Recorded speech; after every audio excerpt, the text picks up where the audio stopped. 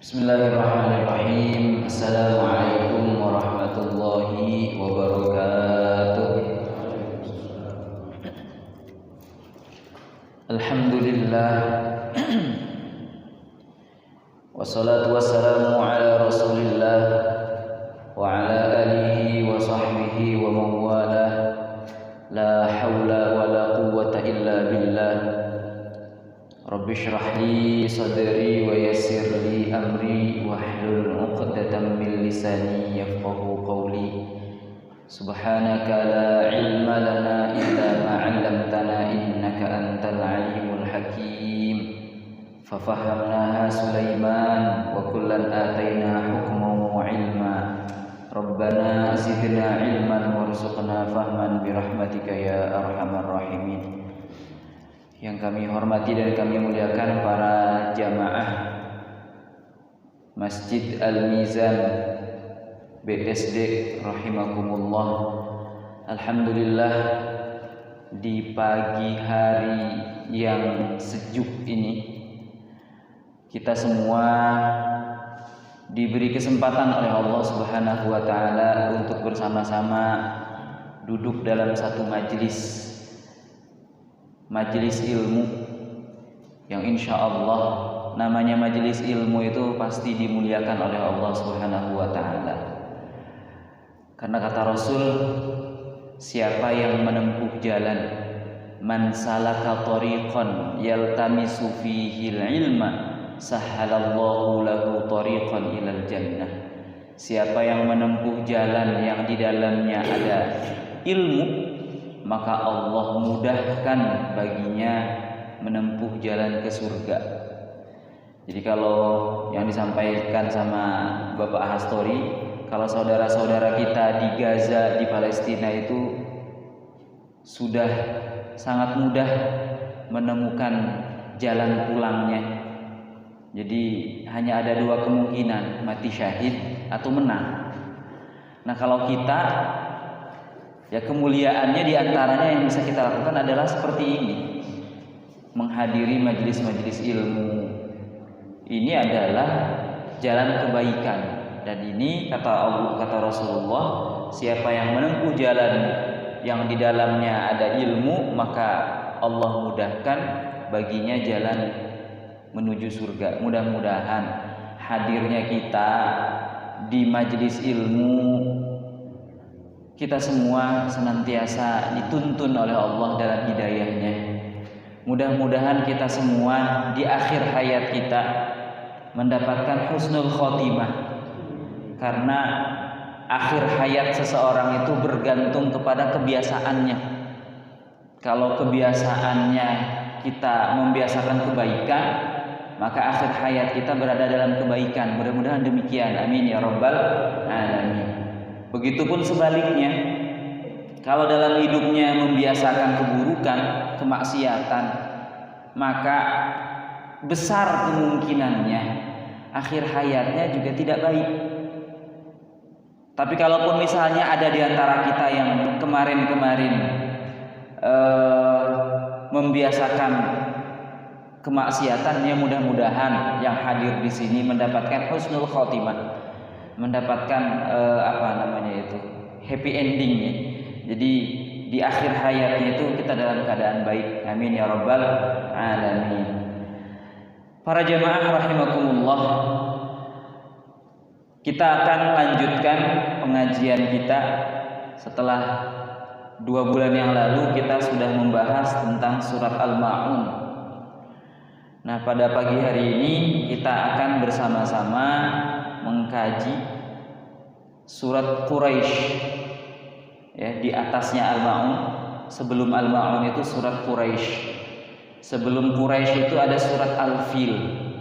Sebagaimana kita ketahui, surat Al-Fil itu surat yang menggambarkan bagaimana Allah menyelamatkan penduduk Mekah dari gempuran pasukan bergajah dengan mengutus burung-burung yang berbondong-bondong, yang membawa batu-batuan, yang batu itu sangat panas. Jika batu itu menimpa orang, maka orang itu langsung akan lumer, akan ambyar. Nah, kemudian setelah itu kita menemukan surat Quraisy, dan kita hari ini akan membahas surat Quraisy. Surat Quraisy ini ada 4 ayat. Insya Allah para jamaah sudah hafal, karena ini adalah surat-surat pendek. Surat pendek juga jangan dianggap remeh. Kalau kita jarang membacanya, bisa jadi nanti muter-muter aja itu ya. Seperti surat apa kemarin? Surat Al-Kafirun. Ya, kalau jarang baca nanti muter-muter aja. Qul ya ayyuhal kafirun la a'budu ma ta'budun wa la antum 'abiduna ma a'budu wa la ana 'abidu ma 'abadtum wa la antum 'abiduna ma a'budu wa la ana 'abidu ma 'abadtum. Ayo muter-muter. Karena jarang dibaca. Jadi insyaallah ini adalah surat yang pendek dan para jamaah insyaallah sudah hafal. Baik, meskipun sudah hafal, mari kita baca bareng-bareng. Pertama, hikmahnya kalau baca bareng-bareng itu pertama menghilangkan rasa kantuk. Karena namanya majelis ilmu itu kan salah satu taman dari taman surga. Jangankan di waktu subuh hari, di siang hari pun, di tengah hari jam 1, jam 2 siang, yang namanya majelis ilmu itu pasti bawaannya apa Bapak? Adem bawaannya. Meskipun itu gerah, meskipun itu panas, tapi bawaannya adem. Apa bukti ademnya? Ngantuk. Ya kan? Namanya gerah itu kan nggak bisa ngantuk, nggak bisa tidur. Ya, apalagi sekarang nuansanya ini ba'da subuh, udah gitu ruangannya ber-AC. Oh, tambah nyaman. Baik, maka untuk mengurangi rasa kantuk kita, mengusir rasa kantuk dengan membaca bersama-sama. Siap Bapak? Ya, kita mulai. A'udzu billahi minasy syaithanir rajim. Bareng. A'udzu billahi minasy syaithanir rajim. Bismillahirrahmanirrahim.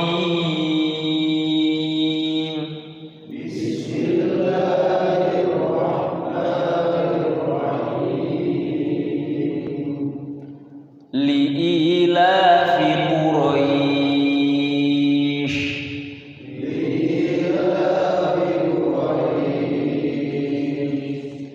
ilafihim rihlatash syita'i was-shayf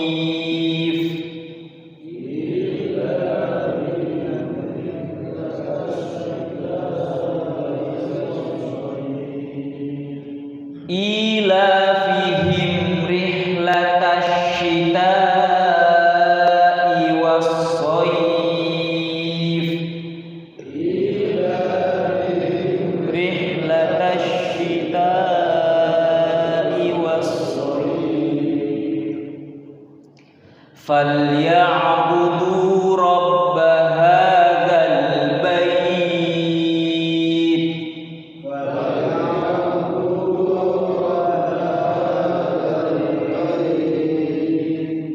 falya'budu rabb hadzal bait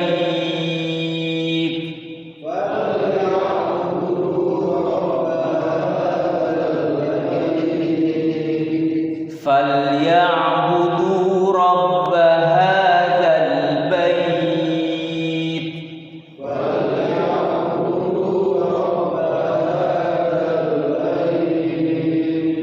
alladzi at'amahum min ju'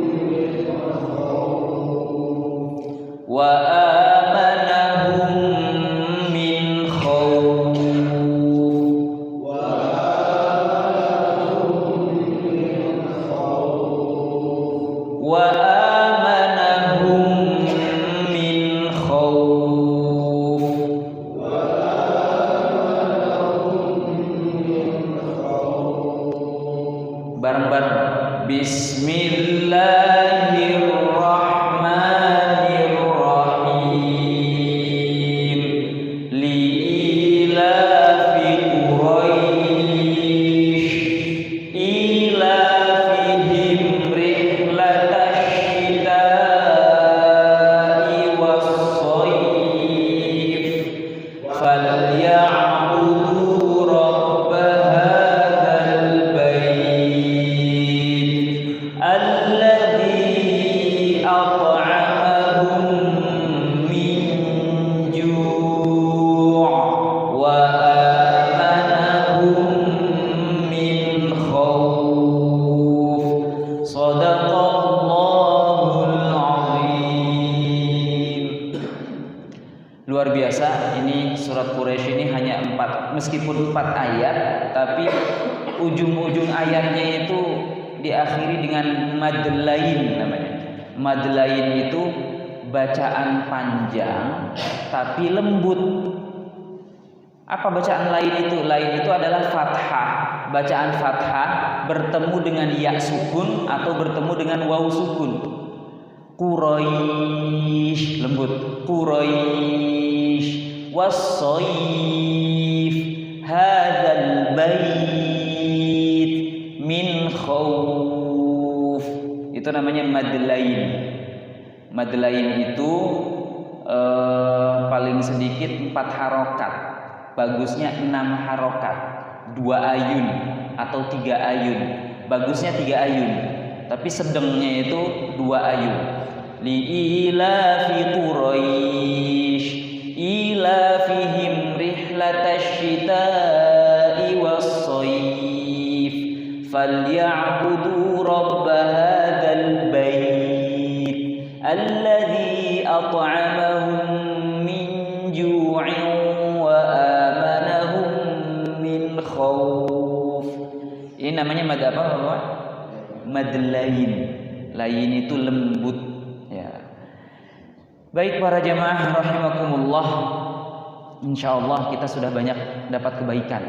Karena kata Rasulullah, man qara'a harfan min ayatillah falahu hasanah. Siapa yang membaca satu huruf dari Al-Qur'an, maka baginya satu kebaikan. Walikulli hasanatin asyru amsalihha. Dan setiap kebaikan dibalas oleh 10 yang semisalnya. Satu huruf dibalas satu kebaikan, dan setiap kebaikan dilipat gandakan menjadi 10 macam, 10 yang semisal. Berarti sama dengan satu huruf berapa? Berapa kebaikan? 10 kebaikan, Bapak Ibu. Bapak. Satu huruf 10 kebaikan. Kata Rasulullah, la aqulu alif lam mim harfun. Aku tidak mengatakan alif lam mim itu satu huruf, tetapi walakin alifun harfun wa lamun harfun wa mimun harfun. Jadi baca alif lam mim itu tiga huruf, 3 kebaikan. Nah, liilafi Quraisy itu udah banyak, udah berapa huruf? Luar biasa. Jadi meskipun bacaan surat bacaan pendek, tapi di sini banyak huruf yang kita baca, dan insya Allah ini adalah kebaikan untuk kita semua. Satu huruf dibalas 10 kebaikan, luar biasa. Ini yang nikmat yang harus kita syukuri. Kadang-kadang kalau kita nggak mengikuti majelis ilmu pagi-pagi kayak gini, apa yang kita lakukan kalau misalnya nggak berangkat kerja, kalau misalnya hari libur, bingung kita bapak-bapak. Kalau kata anak muda zaman sekarang gabut itu nggak jelas apa yang mau dilakukan. Ujung-ujungnya apa? Ngelamun. Ujung-ujungnya apa? Main HP. Ujung-ujungnya apa? Paling nonton TV, nonton berita. Mending kalau pas nonton berita itu ingat Allah, astagfirullah, alhamdulillah, subhanallah. Tapi kalau nonton TV-nya sambil ngelamun, kebaikan apa yang kita dapat? Hanya pahala-pahala mubah, hanya tidak dapat pahala, hanya perkara mubah. Tetapi kalau kita nonton TV itu sambil zikir, misalnya ketika melihat keindahan, subhanallah, masya Allah. Ketika melihat musibah, astagfirullah, innalillah, adalah lafaz-lafaz Allah yang kita keluarkan, itu kebaikan. Tapi kalau misalnya asik dengan main HP, asik dengan atau paling kalau misalnya ngukur badan lagi di atas kasur, udah, ya, tidak dapat kebaikan. Alhamdulillah kita semua diberi kesempatan oleh Allah hadir di majelis ilmu sehingga kita di sana mendapatkan kebaikan. Ditambah lagi kalau kita menghayati dan memahami apa yang kita baca, oh itu luar biasa. Ya. Yang namanya khusyuk itu adalah memahami, menghayati apa yang kita baca, itu khusyuk. Dan khusyuk inilah orang yang tidak merugi. Ya. Illa 'alal khashi'in alladzina yadhunnuna annahum mulaqu rabbihim wa annahum ilaihi raji'un. Jadi wasta'inu bis-sabri was-shalah wa innaha lakabiratun illa 'alal khashi'in. Dalam Al-Qur'an itu minta tolonglah. Jadi kalau kita minta tolong itu bis-sabri was-shalah, dengan sabar dan salat. Jadi kalau kita ditimpa musibah, ditimpa masalah, sabar dan salat.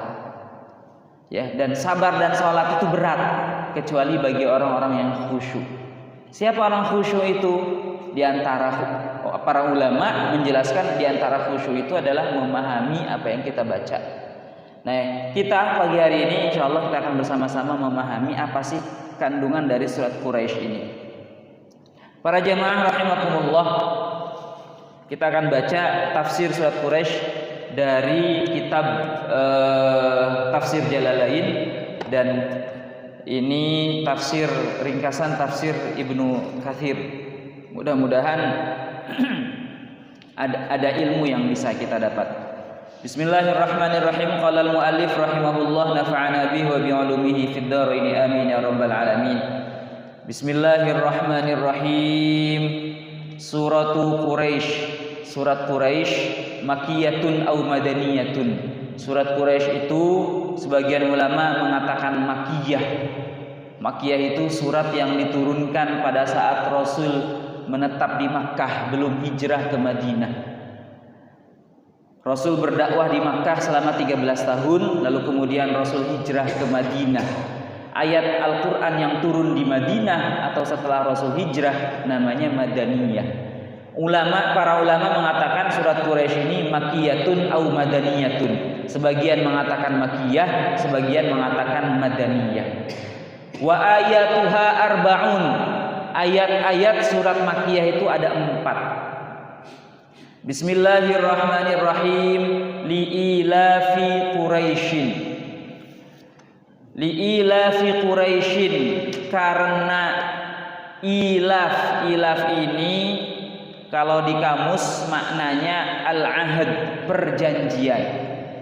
Ilaf ini ada yang mengartikan iktilaf.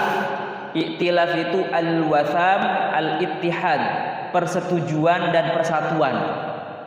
Sehingga memaknai li'ilafi Quraisy itu adalah li'ilafi Quraisy karena perjanjiannya orang Quraisy, karena persetujuannya orang Quraisy, karena persatuannya orang Quraisy, karena kebiasaan baiknya orang Quraisy. Kenapa ujug-ujug ayat surat Quraisy ini diawali dengan karena? Ini juga ikhtilaf di kalangan ulama. Ada yang mengatakan ini lanjutan dari surat Al-Fil. Surat Al-Fil itu kan Allah menjaga faja'alahum ka'asfim ma'kul. Allah menjadikan mereka pasukan bergajah itu ka'asfin ma'kul, seperti daun yang dimakan ulat. Mereka hancur binasa karena mau mengganggu Ka'bah. Untuk apa? Li'ilafi Quraisyin, untuk menjaga kebiasaan kebaikannya orang Quraisy. Namun itu disangkal oleh banyak pendapat, karena ternyata banyak juga sahabat yang memisahkan surat Al-Fil dengan Quraisy itu dengan basmalah. Jadi setelah surat Al-Fil diselingi bismillah dulu. Bismillahirrahmanirrahim. Li'ilafi Quraisy. Ini menunjukkan bahwa itu adalah dua surat yang berbeda. Dan di mushaf kita pun, mushaf yang saat ini yang pendapat yang lebih ijma', yang lebih kuat adalah pendapat bahwa itu adalah dua surat yang berbeda. Jadi ini adalah ikhtilaf, tidak perlu dipanjang lebarkan. Yang jelas surat Al-Fil dengan surat Quraisy itu dua surat yang berbeda. Surat Quraisy, li'ilafi Quraisy. Ada yang mengatakan li'ilafi Quraisy itu karena kebiasaan orang Quraisy itu dikaitkan dengan ayat setelahnya, falya'budu rabb hadzal bait. Maka sembahlah rabb hadzal bait, pemilik rumah ini. Rumah ini yang dimaksud adalah Ka'bah. Maka sembahlah pemilik Ka'bah ini. Apa maksud pemilik Ka'bah ini? Maksudnya Tuhan Ka'bah ini. Siapa itu? Allah. Maka sembahlah Allah. Untuk apa? Untuk menjaga kebiasaan perjanjiannya orang Quraisy. Nah, surat Quraisy ini para jamaah rahimakumullah, ini menunjukkan salah satu keunggulan Quraisy.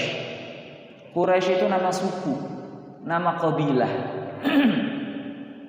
Jadi suku yang paling mulia di sisi Allah dan di sisi manusia itu Quraisy.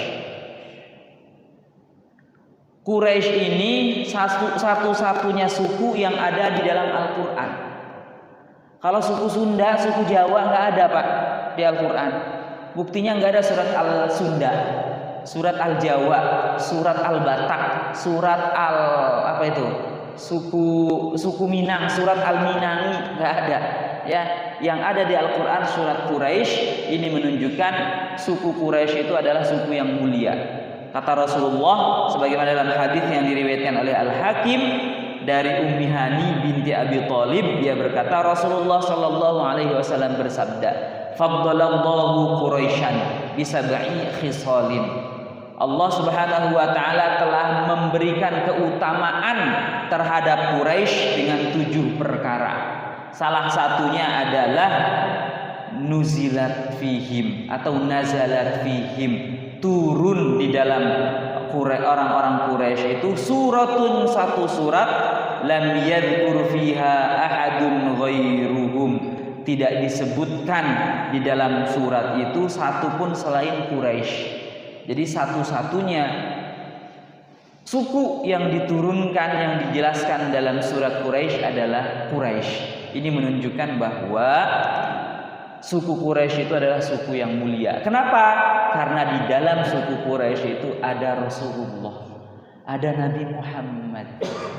Nabi Muhammad itu adalah salah satu orang yang bersuku Quraisy. Apakah hanya pada saat Nabi Muhammad lahir saja? Ternyata tidak. Setelah Rasul wafat pun suku Quraisy itu tetap dijaga oleh Allah kemuliaannya. Apa itu? Di antaranya adalah suku Quraisy itu syarat afdoliyahnya kepemimpinan dalam Islam. Jadi kepemimpinan dalam Islam, pemimpin yang utama itu adalah kalau ada yang bersuku Quraisy, maka pilihlah yang bersuku Quraisy. Jadi syarat kepemimpinan dalam Islam itu kalau tidak salah ada 5. Ini syarat pemimpin. Syarat pemimpin dalam Islam, kan bentar lagi kita mau milih pemimpin. Yang pertama adalah Islam.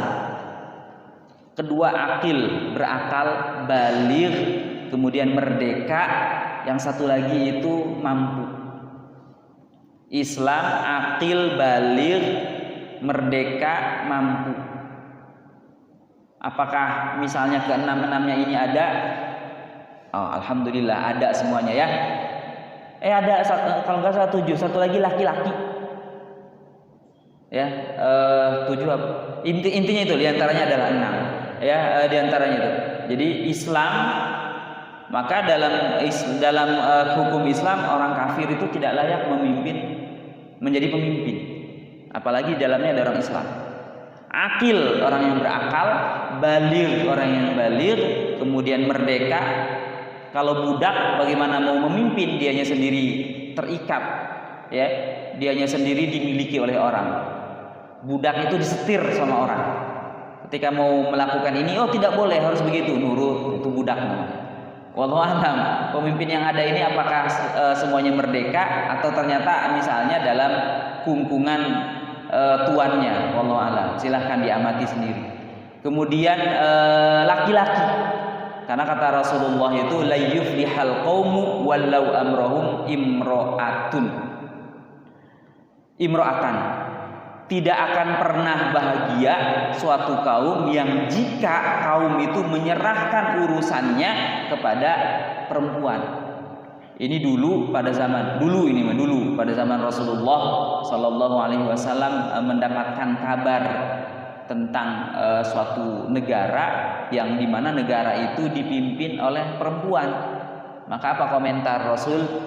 La yuflihal qaum, satu kaum tidak akan pernah sukses, tidak akan pernah menang, tidak akan pernah beruntung, tidak akan pernah maju jika menyerahkan urusannya kepada perempuan. Ya kita tahu sendirilah ya, namanya perempuan itu baperan, diajak salaman aja gak mau gitu kan.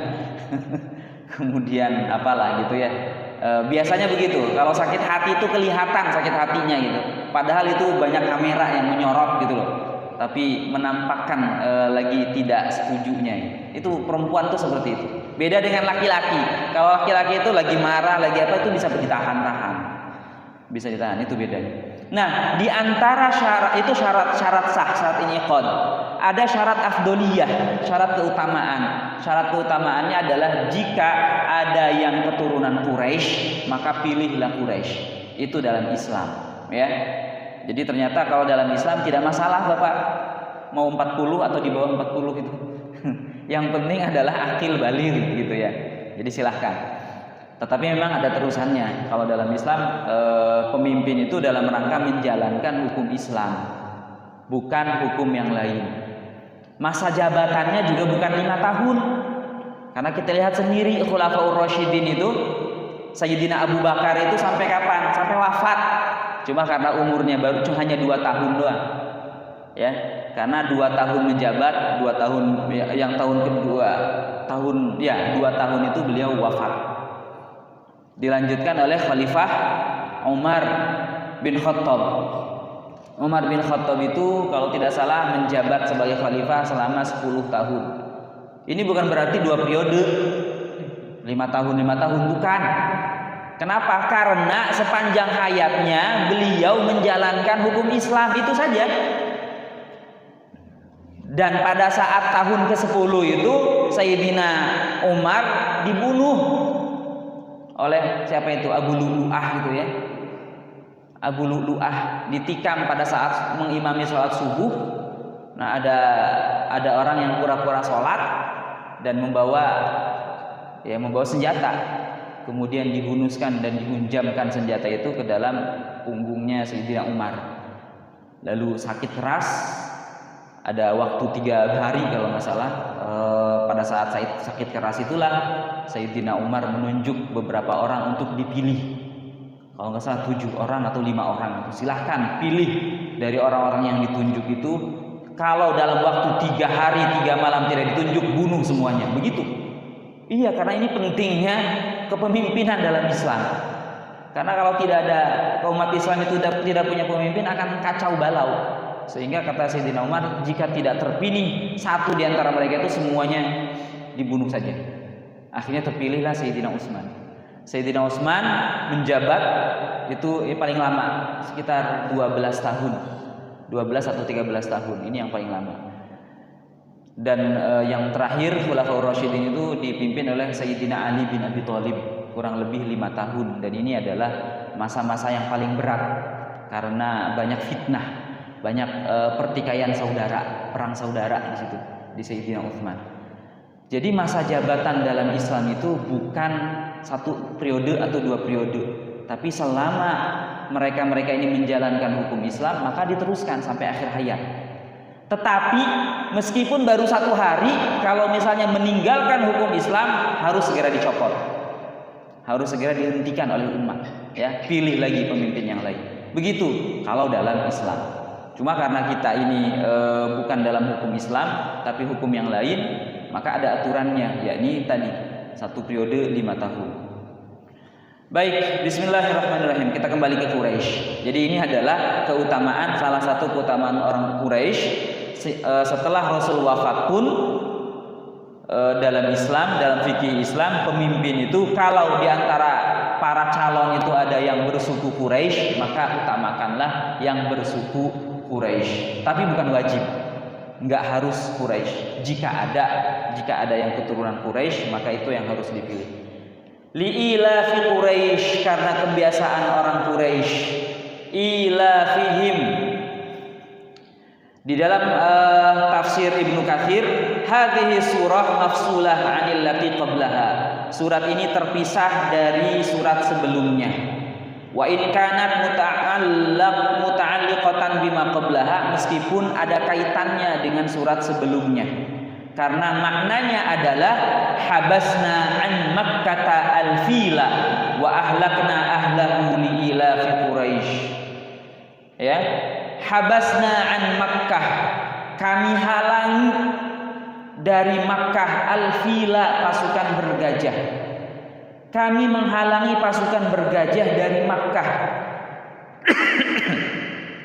Wa ahlakna ahlahu, dan telah kami hancurkan para pasukan bergajah itu li'ilafi Quraisy, karena menghormati orang Quraisy, karena menjaga orang Quraisy, karena kebiasaan baik orang Quraisy.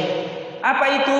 Aili i'tilafihim wajtima'ihim fi baladihim aminin, karena kesepakatan mereka, karena persatuan mereka fi baladihim, dalam negeri mereka, yakni Makkah, aminin, mereka semua dalam keadaan aman. Waqila, dan dikatakan al-muradu bidzalika ma kanu ya'lafunahu min ar-rihla fi syita'i ila al-Yaman wa fi sayfi ila Syam. Yang dimaksud dengan ilafi Quraisy itu adalah apa-apa yang mereka biasakan, yaitu minar rihlah, melakukan perjalanan berdagang, perjalanan bisnisnya orang Quraisy. Bagaimana perjalanan bisnisnya orang Quraisy? Mereka melakukan rihlah, melakukan perjalanan dagang, perjalanan bisnis, fisyita, dalam musim dingin, ilal Yaman. Jadi orang Quraisy itu kalau musim dingin mereka pergi berdagangnya itu ke selatan, yaitu ke arah Yaman.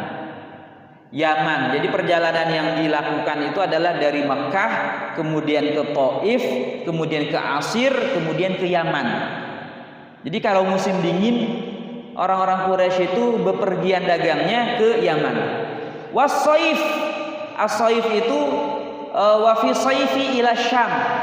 Kalau musim panas, orang Quraisy itu melakukan perjalanan dagangnya itu ke Syam, ke utara.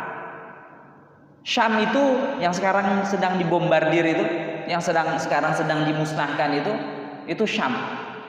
Gaza atau Baitul Maqdis itu masuknya ke Syam.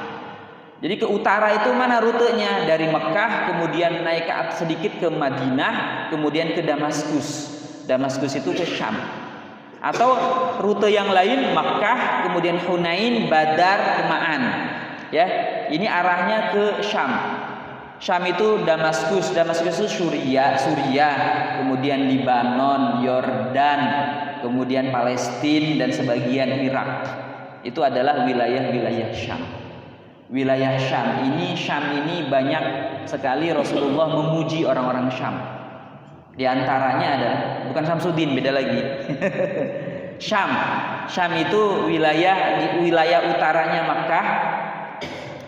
Kata Rasul, nanti akan ada umatku yang senantiasa alal haqqi zahirin, menampakkan kebenaran, kemudian alal a'da'i qahirin, senantiasa melawan kepada musuh-musuh. Para sahabat bertanya, ainahum ya Rasulullah, di mana mereka itu ya Rasul? Kata Rasul, fi Baitul Maqdis wa kunafaihim, di Baitul Maqdis dan sekitar Baitul Maqdis, yaitu di Syam. Jadi orang-orang Syam itu adalah orang-orang pilihan. Di sana banyak orang-orang yang teguh pendirian, menampakkan kebenaran dan tidak gentar menghadapi musuh. Kita lihat anak-anak kecil di Palestina itu, mereka itu berani, tidak takut mati. Bahkan mereka mempersiapkan mati. Di perutnya itu ditulis namanya, ya, ditulis namanya itu siapa bin siapa, ya, Agar apa? Agar ketika nanti wafat identitasnya dapat ditemukan, dapat dibaca. Beda dengan kita. Kalau dengan kita kayaknya itu ngeri gitu ya. Atau beda dengan anak-anak, jangankan ke kita, ke Indonesia. Indonesia kejauhan dengan Syam, dengan Al-Aqsa, dengan Palestina. Remaja-remaja di Saudi aja. Bagaimana yang kita lihat? Miris. Mereka mengadakan pesta pora, mereka mengadakan konser di Riyadh itu. Riyadh apa mana itu? Baghdad. Mereka mengadakan Riyadh atau di Riyadh ya? Di Riyadh. Mereka mengadakan konser, menghadirkan siapa itu? Shakira atau siapa itu? Penyanyi yang dari Libanon itu. Ya joget-joget setengah telanjang gitu kan pakaiannya juga. Mereka joget-joget dan mereka hura-hura. Dan memang ternyata visinya Saudi itu, kalau kita umroh itu ada tulisan 2040, atau di majalah-majalah mereka, atau semua pokoknya di tiket pesawat atau apa ada tulisan 2040 apa 45 2040 maksud. 2040 itu adalah cita-citanya Arab Saudi. Apa itu? Menjadi negara modern. Menjadi negara modern itu apa? Menjadi negara barat. Jadi mengikuti gaya barat. Itu Saudi. Jadi di pusat di Makkah, Madinah sendiri remaja-remajanya seperti itu. Maka betul kata Rasul, para orang-orang yang menjaga kebenaran itu, yang melawan para musuh itu adalah di Baitul Maqdis. Jadi kita luar biasa melihat bagaimana keberaniannya orang-orang Palestina pada saat ini. Mereka tidak takut menghadapi musuh.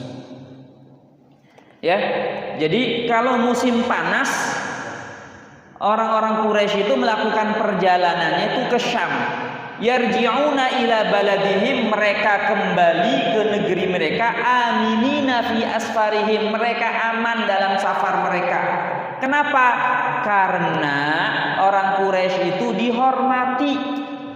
Jadi kalau misalnya wilayah-wilayah yang dilalui orang Quraisy ini, itu mereka paham ini adalah orang Quraisy dan mereka aman, tidak diganggu. Kenapa tidak diganggu? Karena mereka tahu orang-orang Quraisy ini orang-orang yang menjaga Baitullah, orang yang melayani Baitullah. Jadi melayani Baitullah itu dari zaman dulu itu sudah terkenal. Kenapa? Karena Baitullah itu kan direnovasi, dibangun. Pondasinya sih sejak zaman Nabi Adam itu sudah dibangun Baitullah itu. Lalu kemudian dibangun, ditinggikan itu pada masa Nabiullah Ibrahim. Sejak zaman Nabi Ibrahim itulah Baitullah itu menjadi pusat orang-orang umat-umat orang-orang yang beragama dulu, umat yang beragama milahnya, agamanya Nabi Ibrahim. Jadi seluruh penjuru Arab itu atau penjuru Arab itu mereka pada mendatangi Baitullah, Ka'bah. Maka wajar kalau Abraha itu sakit hati.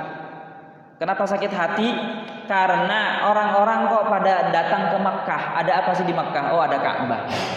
Oh, kalau begitu kita buat tandingan Ka'bah. Maka dibikinlah itu kuil, dibikinlah itu istana yang lebih bagus dari Ka'bah.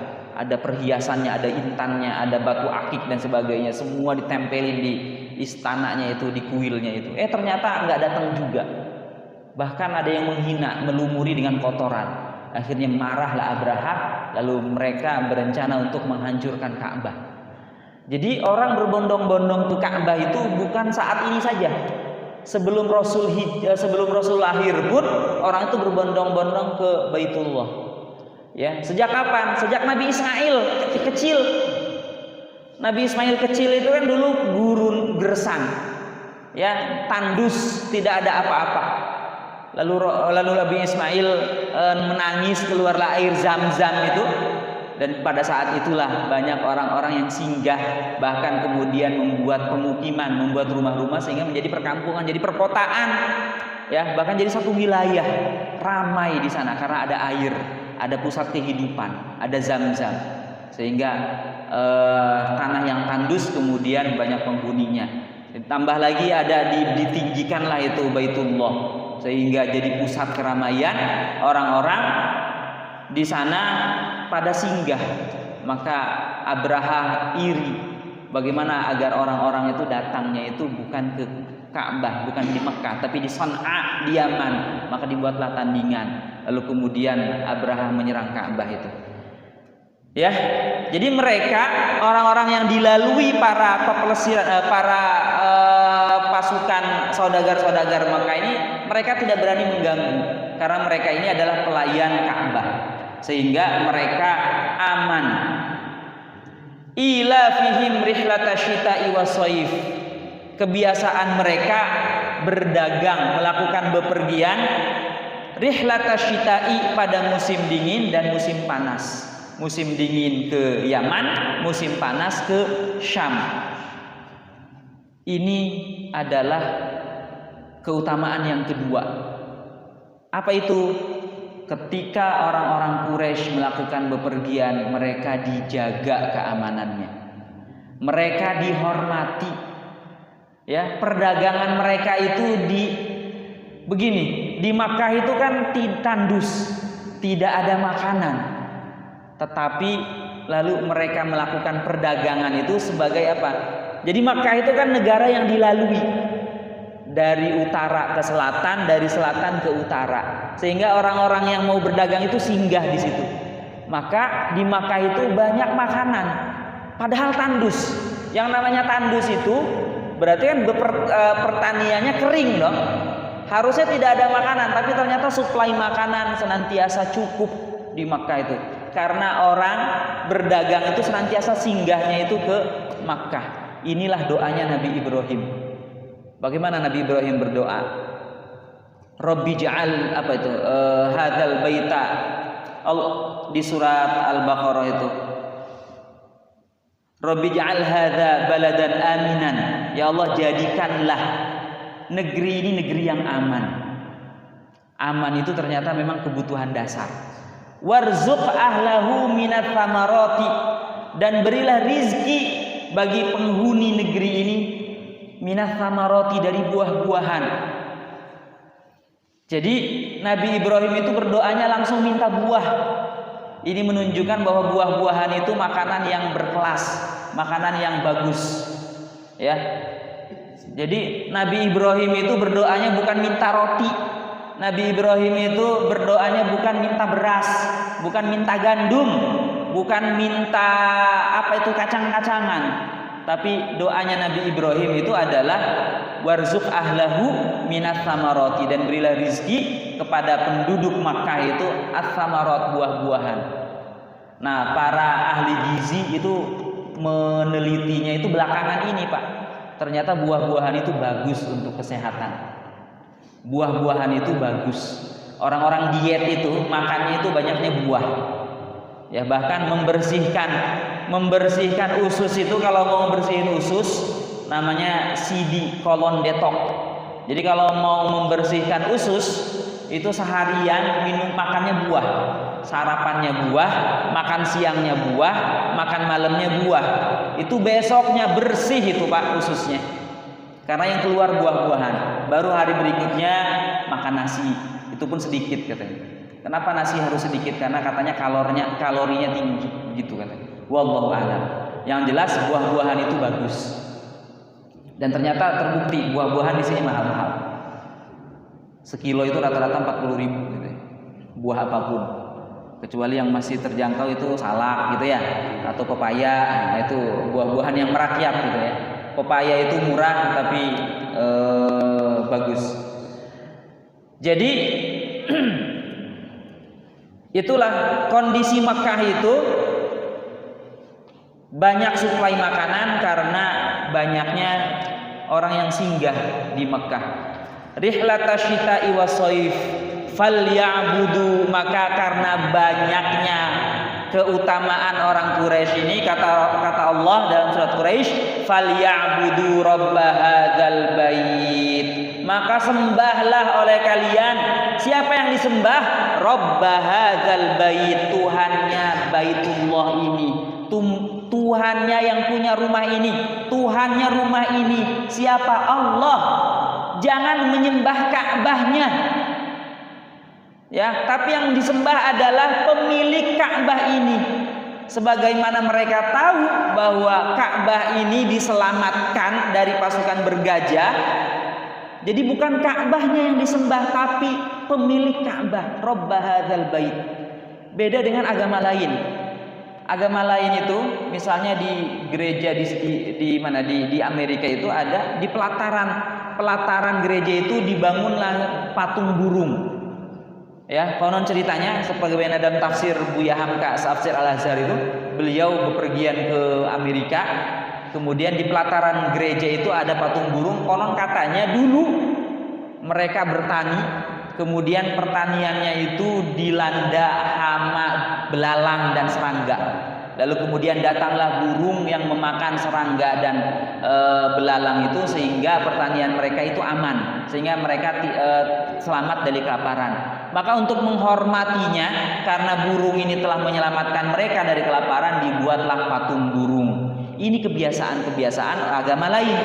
Beda dengan Islam. Kalau Islam bukan itu yang harus disembah. Yang disembah adalah Rabb hadzal bait. Siapa Rabb hadzal bait itu? Allah, allazi at'amahum min ju', yang telah memberi makan mereka min ju' dari kelaparan. Kalau menurut akal-akal manusia, Makkah itu harusnya kelaparan karena buminya tandus, tidak cocok ditanami apapun kecuali mungkin kurma. Apa cukup makan kurma saja? Kan tidak. Tetapi ternyata at'amahum min ju', Allah memberi makan orang-orang Makkah itu dan menyelamatkan mereka dari kelaparan. Dengan cara apa? Itu tadi, para pedagang-pedagang itu pada singgah ke Makkah. Wa amanahum min khauf, dan Allah memberi aman kepada mereka dari ketakutan. Harusnya orang-orang Quraisy itu kalau mau melakukan perjalanan mereka diganggu, karena pada masa itu para perampok, para penyamun, para perompak itu senantiasa ada di setiap sudut. Karena pada saat itu masa-masa jahiliyah itu betul, mereka kalau mau merampok itu langsung dibunuh orangnya, diambil harta bendanya. Tetapi orang Quraisy ini diberi kelebihan oleh Allah, mereka aman karena orang-orang menghormati Quraisy, karena Quraisy itu menjaga Baitullah, sehingga perjalanan mereka tidak ada yang mengganggu. Harusnya ini dijadikan pelajaran oleh orang-orang Quraisy itu, kenapa mereka tidak mau beriman kepada Muhammad, kenapa mereka tidak mau menyembah Allah, padahal mereka sudah diberi kehormatan. Apa kehormatannya? Suku mereka adalah suku yang mulia. Kemudian apalagi? Kemudian mereka ketika bepergian berdagang itu mereka dijaga oleh Allah, mereka diberi rasa aman. Kemudian apalagi? Makkah itu senantiasa disuplai makanan dari berbagai macam daerah yang harusnya mereka kelaparan, tapi mereka tetap makanan itu ada. Inilah keutamaan orang Quraisy. Para jamaah rahimakumullah, sebelum dibuka sesi tanya jawab sebentar lagi, Quraisy ini siapa? Quraisy ini adalah waladun Nadhr bin Kinanah, anak keturunannya Nadhr bin Kinanah. Nadhr bin Kinanah itu siapa? Nadhr bin Kinanah itu adalah kakeknya Rasulullah yang urutan ke-13. Para jamaah hafal nasabnya Nabi Muhammad? Tidak ya, alhamdulillah. Sama berarti dengan Al-Faqir. Jangankan nasabnya Nabi Muhammad ya, nasab sendiri aja ngeblank. Pahas nama bapak tahu ya, nama kakek tahu, bapaknya kakek udah geleng. Apalagi kakeknya kakek. Bapaknya kakek aja udah mentok, berarti harus dicari tahu. Harus cari tahu nanti, masih ada saudara yang lebih tua atau paman atau siapa, mungkin bisa dicari tahu.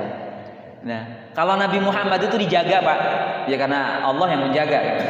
Ya, Nabi Muhammad, bapaknya itu namanya Abdullah. Kemudian ini Muhammad bin Abdullah bin Abdul Muttalib bin Hashim bin Abdi Manaf bin Qusay bin Kilab bin Murrah bin Ka'ab bin Lu'ay. Ini udah 10 nih. Udah 10. 11-nya bin Ghalib bin Fihr bin Malik bin Nadhr. Nadhr itu berarti ke-14. Bin Kinanah 15. Bin Khuzaimah bin Mudrikah bin Ilyas bin Mudhar bin Nazar bin Ma'ad bin Adnan. Udah berapa itu? 22 ke sana ya. Bahkan ada lagi yang mengatakan sampai Nabi Ismail, Nabi Ibrahim. Ya, tetapi yang sahih dalam sahih itu sampai bin Adnan saja. Ini adalah silsilahnya Rasulullah. Jadi dan memang orang Quraisy itu, orang Arab itu menjaga Pak, menjaga kabilah, menjaga silsilah itu dijaga.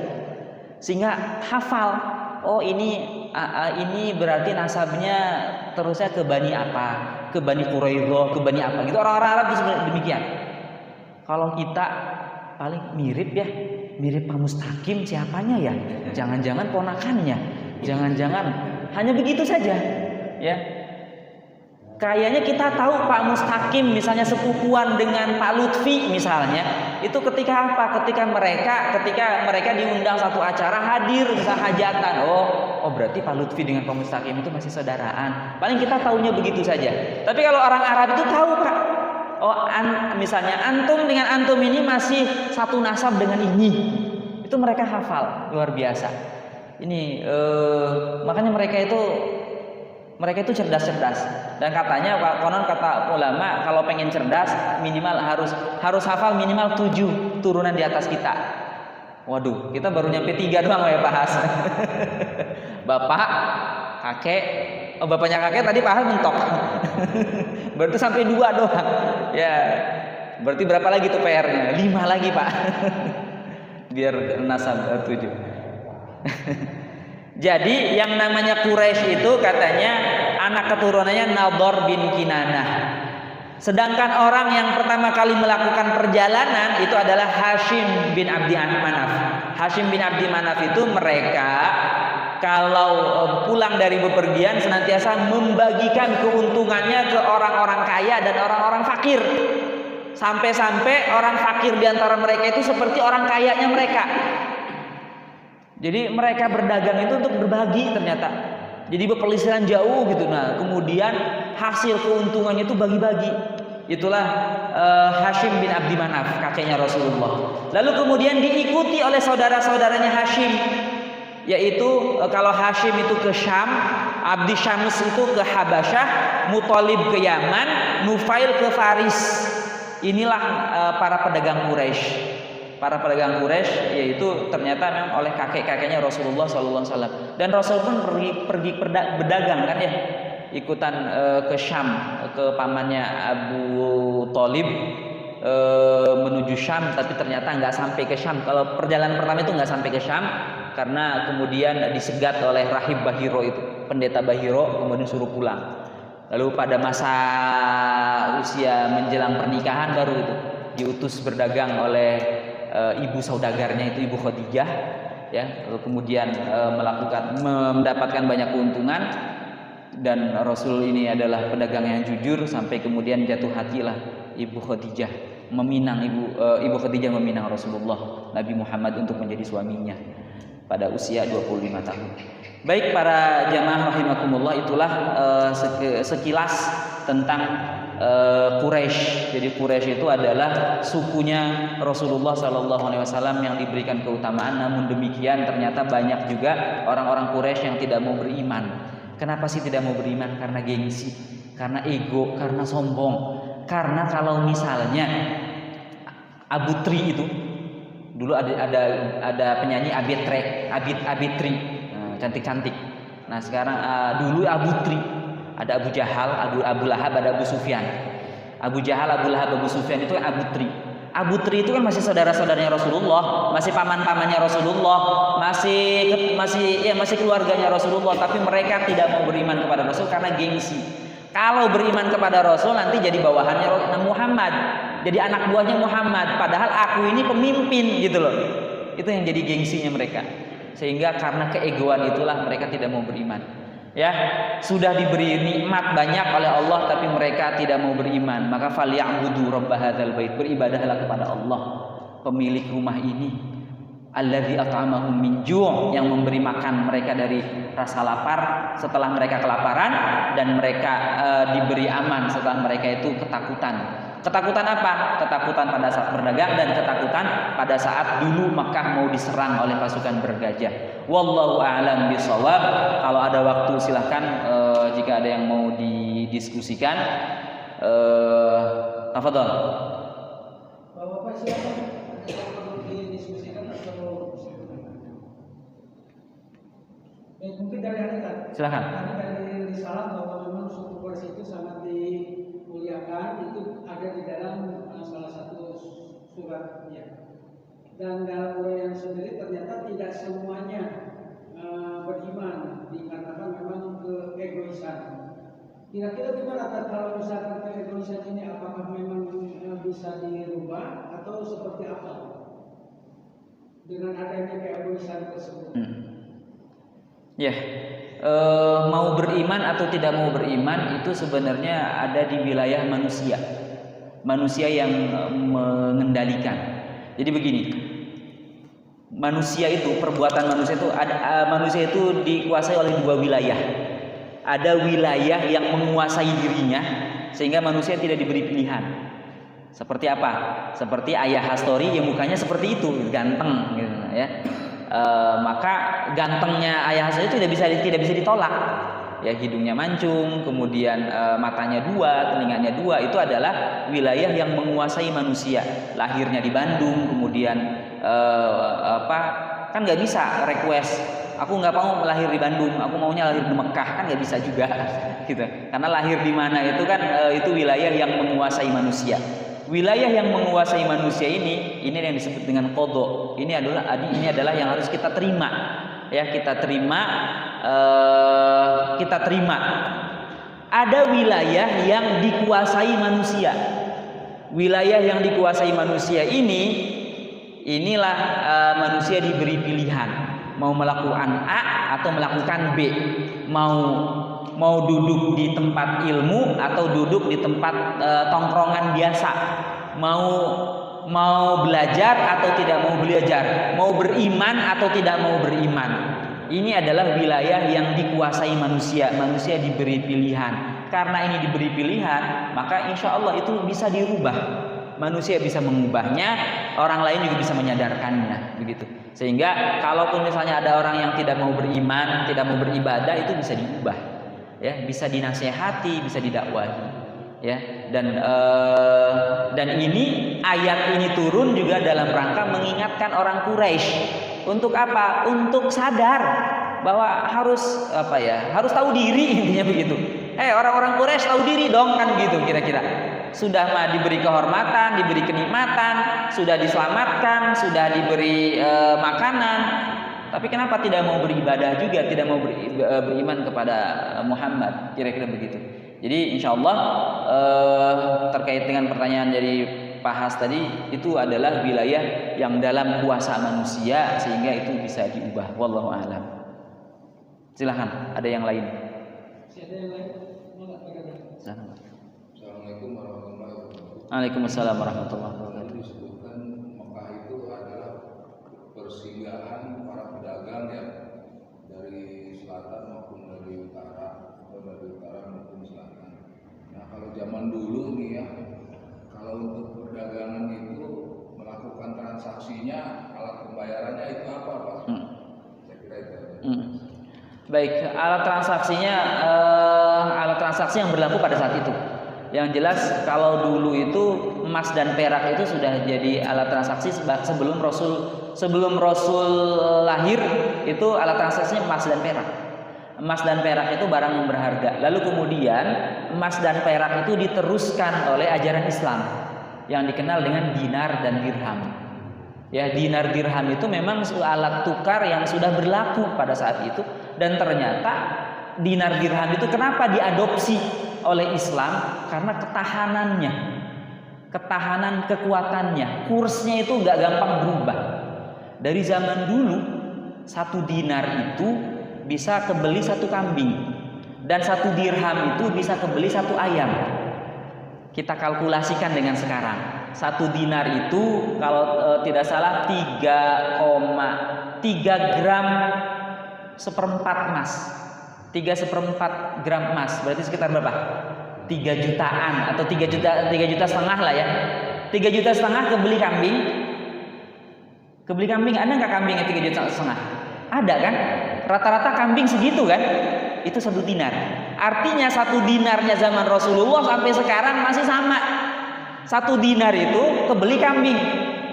1 dirham itu 2,75 gram perak kalau nggak salah. 1 gram perak itu sekitar 20 ribuan ya Pak ya? Atau jarang beli perak? 70 ribuan. Berarti kalau 2 gram itu berarti sekitar 150-an atau 200 ribuan kali ya satu dirham itu. 200 ribu kebeli ayam nggak Pak? Kebeli, bahkan bisa jadi dapat 2 kalau sekarang ya. Kalau pakai dirham. Zaman dulu zaman Rasul juga 1 dirham itu kebeli ayam. Artinya apa? Mata uang zaman dulu pakai emas dan perak itu tidak mudah digoyahkan. Adanya uang kertas itu ketika Islam melemah, ketika Daulah Khilafah pada saat itu melemah, kemudian ini kesepakatan negara-negara Eropa. Jadi dengan cara apa? Emas dan peraknya itu mereka timbun, lalu kemudian dicetaklah uang kertas. Jadi uang kertas itu seolah-olah ada emas dan perak yang disimpan. Ya, jadi emas dan peraknya disimpan di bank, lalu kemudian bank mengeluarkan uang kertas. Tapi lama-kelamaan ini pembohongan publik. Seolah-olah emas peraknya masih ada di bank, padahal emas dan peraknya sudah habis, tapi kertas nantiasa dikeluarkan. Lalu dibuatlah biar tidak acak-acakan, dibuat standarnya standar dolar, gitu loh, standar dolar. Akhirnya dolar yang berkuasa. Ya suka-suka dolar, mau nurunin, mau naikin, ya itulah. Jadi mata uang yang saat ini itu sebenarnya mata uang palsu. Apa palsunya? Karena tidak ada pegangannya. Jadi asal muasal uang kertas itu ada pegangannya. Apa pegangannya? Cadangan emas. Jadi ada emas yang dikumpulkan, lalu dibuatlah uang kertas sebagai pengganti biar mudah, nenteng-nentengnya biar gak berat gitu loh. Maka dijadikan uang kertas. Emasnya ada, maka dikeluarkanlah kertas. Jadi nanti suatu saat uang itu mau diganti emas pun bisa. Itu dulu. Tapi sekarang cadangan emasnya memusnah, tapi kertasnya tetap. Ya, sehingga ya kursnya disesuaikan dengan dolar. Wallahu alam. Jadi begitu Pak ya. Jadi dari zaman dulu memang emas dan perak itu adalah alat transaksi, alat pembayaran. Sehingga kemudian diteruskan oleh oleh para khalifah, oleh para pemimpin Islam, dan kemudian itu berakhir pada masa kejayaan Islam hancur, kepemimpinan Islam itu musnah, lalu berjayalah negara barat, dan negara barat mengganti keuangan itu dengan uang kertas. Wallahu a'lam. Ada lagi? Tidak ada. Baik. Kalau tidak ada, berarti kita akhiri dengan bersama-sama berdoa kepada Allah. Mudah-mudahan ilmu yang kita dapat ini menjadi tameng bagi kita dari kemaksiatan dan menuntun kita ke surga. Allahumma shalli ala sayyidina Muhammad ya Rabbi shalli alaihi wasallam.